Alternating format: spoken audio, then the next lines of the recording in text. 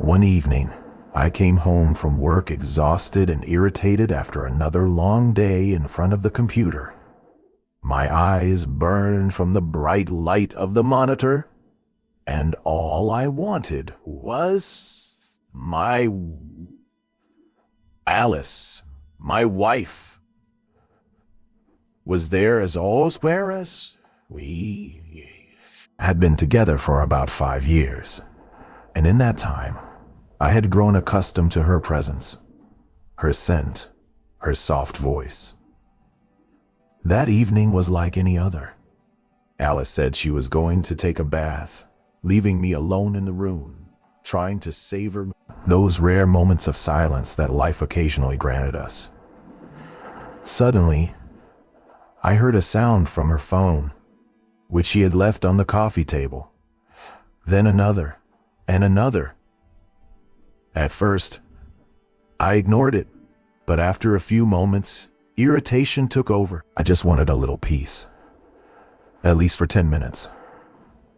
I got up from the bed, picked up her phone to switch it to silent mode.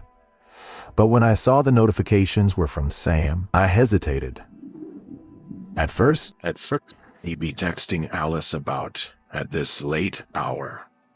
I quickly scrolled through the last few messages, and then I froze, feeling the blood in my veins boil. It became instantly clear. This was more than friendly conversation. The soft, intimate words, full of hints and playful emojis, spoke of something far beyond ordinary friendship. At that moment, it felt as if the ground had disappeared beneath my feet. But why? Why Sam, who also had a family? And why my Alice? I closed my eyes, trying to compose myself and place the phone back where it was. I didn't want to start a fight immediately. I'm a rational and cautious man.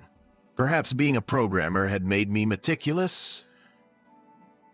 I knew that if my wife and bestialist friend had truly betrayed me, I had a solid proof. And I needed to teach them both a lesson. Alice returned from the bath. Her hair was still damp, and her face glowed with warmth.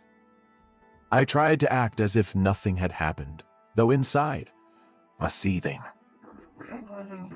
She walked over to the coffee table, picked up her phone, and glanced at the screen. A faint smile appeared on her lips, the kind I had seen before when she read something truly amusing or pleasant. I wonder what's so funny, I asked, keeping my tone light, though inside, suspicion gnawed at me. Alice simply shrugged, shielding the screen with her palm. Oh, nothing special. Just some funny pictures in the group chat, she replied. But I knew it was a lie. I had already seen who sent those messages. Sam, my friend. I see, I said. Trying not to let my emotions slip, I decided not to press her, knowing it might raise suspicion. That night, I lay beside her, trying to fall asleep, but my thoughts wouldn't let me rest. I listened to her breathing, watched her sleep peacefully, as if nothing had happened, while inside me, something twisted with pain and anger.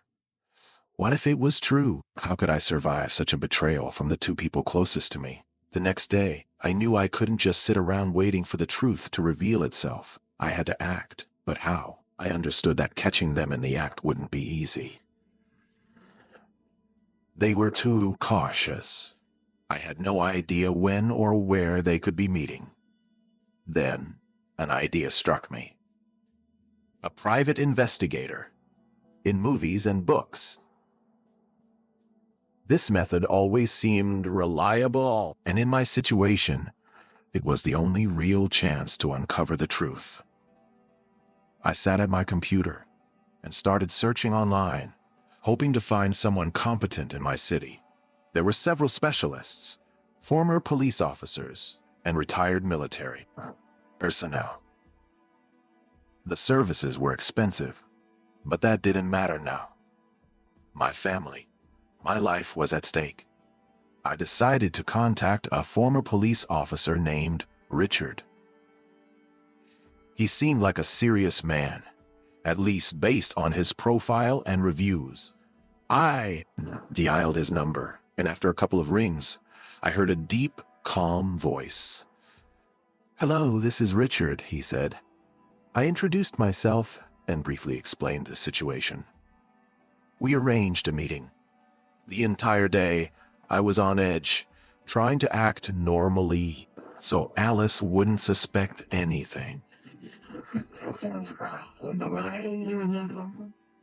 When the day of the meeting arrived, I took leave from work, telling her I had urgent errands to run. We met in a small cafe on the outskirts of the city, where it was quiet and not too crowded.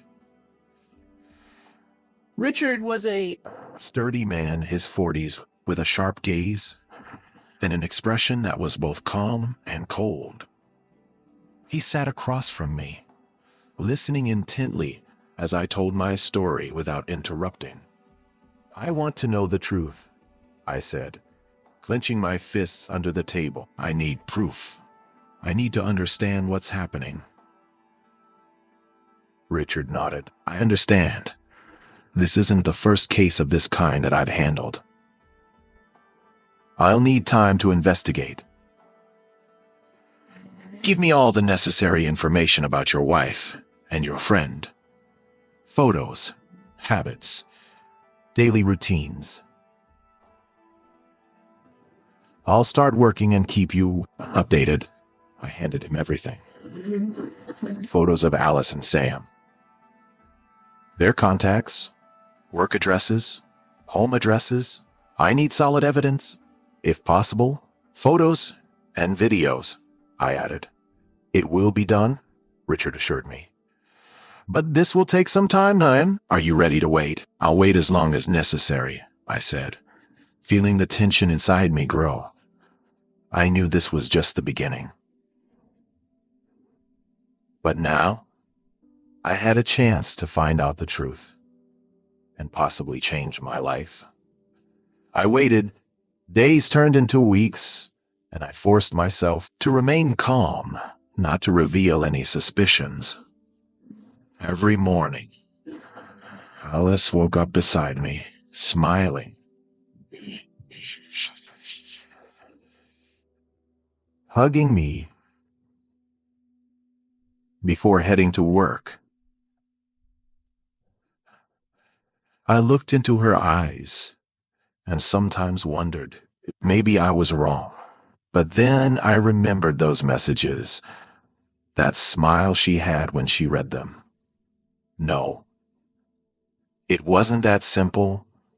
Meanwhile, Sam had started calling me more often than usual. "Hey," he'd say, acting as if nothing had changed. At first, I avoided him, unable to stomach looking into the eyes of someone who might have betrayed me so cruelly. But after some time, I decided to meet him. I needed to see how he acted, how he spoke. I needed to know if there was something between him and Alice. We met on a Friday evening at an old bar we had been going to since our youth. The same old pool tables, the scent of tobacco and different beers. Sam was already sitting at a table, acting as if nothing was wrong, as if nothing was wrong. He wasn't the man I now despised. "Good to see you, mate," he said, embracing me like an old friend. "It's been a while." I forced a smile and shook his hand, but inside, I was boiling. We grabbed a couple of beers and headed to the pool. Table. Sam joked, talked about his family, his job, pretending like everything was normal. He looked exactly like the Sam I had known for years. But all I saw now was lies and betrayal. As the game began, I decided to channel my anger into it. Every shot I made was precise, sharp, calculated. Every strike carried my fury. Sam tried to joke, but I gave him no chance. "You're on fire tonight," he chuckled as I sank the last ball into the pocket.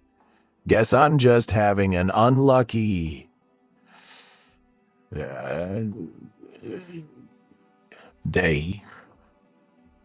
I looked at him, barely suppressing the urge to expose everything right there. "Yeah, sometimes it happens," I replied, forcing a smile. But soon his luck would run out. The moment of truth was coming. And then it arrived. One evening, Richard called me. "James, I have news for you. Let's meet." "It's important." My stomach clenched, but I remained calm. "All right. Same place?" "Yes." We met at the same cafe where we had first spoken. Richard arrived with his laptop and a small flash drive. He looked at me seriously. "You ready for this?" I nodded. "Show me." He turned the laptop screen toward me. The first image appeared. Alice and Sam sitting together in a cozy cafe, smiling, looking relaxed and happy. My fingers curled into fists under the table. Then came the next under the table. Clip. Sam reaching out and taking Alice's hand, their fingers intertwining. The way she looked at him, the way he looked at her. There was no doubt. And then the final piece of proof. A video of them outside a residential building, a short-term rental apartment. The timestamp in the corner made it clear this was recent. And then I saw them kissing. Alice leaning into him, Sam pulling her close. Their betrayal was undeniable. I exhaled sharply, my throat dry. "That's enough." Richard closed the laptop. "I'll send everything to you. Photos, videos, timestamps. Do you need anything else?" I shook my head. "No. This is all I need." He handed me the flash drive. "What are you going to do?" I didn't answer right away. I stared at the screen, at the frozen image of Alice and Sam, at the undeniable proof of their affair. And then, slowly, I smiled. Alice had been planning her birthday party for weeks. She had rented a country house with a pool, invited all her friends, and was eagerly anticipating the celebration. She had carefully planned every detail, completely unaware that her perfect life was about to shatter. That party would be the stage for her downfall. I continued playing my role as the loving husband, helping with preparations, suggesting ideas, even recommending that Sam and his wife, Diana, be invited. Alice was thrilled, thinking I was simply being supportive. In reality, I was ensuring that everyone who mattered would be present to witness what I had in store. I contacted every guest privately, asking them to record short birthday messages for Alice. People enthusiastically participated, sending heartfelt wishes, believing it was just a thoughtful surprise. But I had other plans. I spent hours editing the video, starting with warm birthday greetings from friends, family, and colleagues, smiling faces, kind words, nostalgic memories, the perfect emotional buildup, and then at the very end, truth, the photos, the videos, the proof of Alice and Sam's betrayal. The moment of exposure was coming, and she had no idea. The night the party arrived, the rented house was beautifully decorated, filled with music, laughter, and the clinking of glasses. Alice was glowing with happiness, greeting guests, drinking wine, enjoying every moment. Hugged me tightly and whispered, "I can't believe you did all this for me. You're the best husband?" I smiled. You deserve it." The evening unfolded like any other celebration. Some guests danced, others chatted by the pool. Sam was there too, acting as if nothing was wrong, laughing, making small talk, completely unaware of what was coming. I clenched my jaw but kept my composure. Soon, as the night progressed and the atmosphere became more relaxed, I clinked my glass, calling for everyone's attention. "Ladies and gentlemen," I announced, "tonight is a special night. Planning this beautiful celebration, and I wanted to do something special for her in return. So I've put together a little video with messages from all of you, her closest friends and family." The guests clapped warmly. Alice's eyes sparkled with excitement. "You did this for me?" she asked. "Of course," I said. "Let's watch." I dimmed the lights, connected my laptop to the big screen, and hit play. The video started just as expected. Sweet birthday messages from friends and family. People laughing, sharing memories, expressing their love for Alice.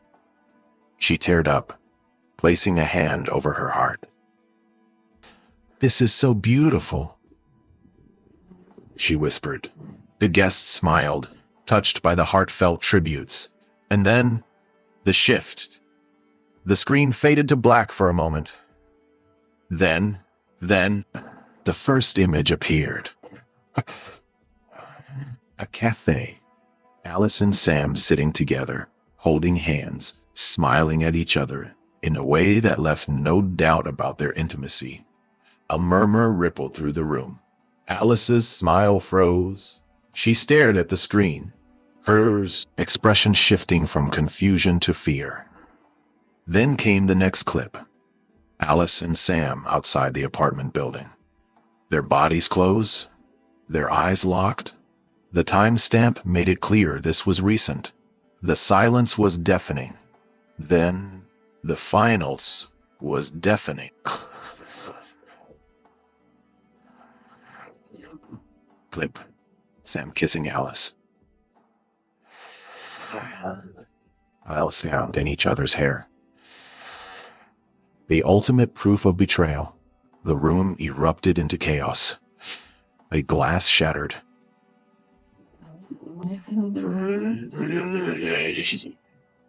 Diana sat, her voice shaking with fury. "You've been cheating on me with her," Sam stammered. "Diana, I explained this," she screamed, pointing at the screen, where the evidence of his affair was still frozen. Alice turned to me, her eyes filled with horror. Raised a hand. Just don't. Started to cry. "It's not what it looks like. Save it." Diana wasn't done. She picked up another glass and hurled it at Sam. He barely dodged as it shattered against the wall behind him. "You ruined everything," she shrieked. Some guests turned to Alice, their expressions full of disbelief and disgust. "Alice, how could you?" one of her colleagues muttered. Alice collapsed onto the couch, sobbing, her hands covering her face. I stood over her. "Do you like being the center of attention?" I asked quietly. "Then enjoy it. Tears streamed down her face. "Jane, please, don't leave me," I smirked. "You already lost me." Sam tried to move toward Diana, but she shoved him away. "Stay the hell." Then the final humiliation. Two of our mutual friends grabbed Sam and threw him into the pool. He surfaced spluttering, while the crowd erupted in laughter and jeers. Alice was still crying, still pleading. But I had nothing left to say to her. I picked up my glass, took a slow sip, and walked out. I had nothing left to lose, and neither did she.